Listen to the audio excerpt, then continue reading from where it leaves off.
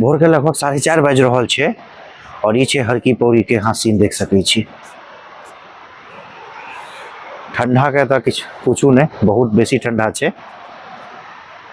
मतलब हमारे हिसाब से टेम्परेचर है तो 10 डिग्री के आसपास है। गप है तो टेम्परेचर के नहीं है, मेन गप है जे हवा चल रहा है ना से एकदम शीतलहर जका लग रहा है।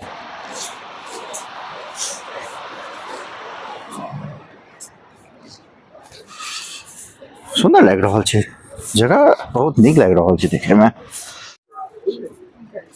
ये रेड ग्रीन ना एक और ले लीजिए। एखन हम सब एक स्टॉल पर आयल छी जतऽ बहुत रास माला रुद्राक्षी सब भेट रहल छै और आश्चर्य के गप ई छै कि भोर के 4:30-5 बज रहल छै और हम सब शॉपिंग कर रहल छी। शायद हम पहिल बेर भोर के 4:30 बजे एहन कोनो सामान शॉपिंग कर रहल छी। ओना फ्लाइट ई सब पकड़े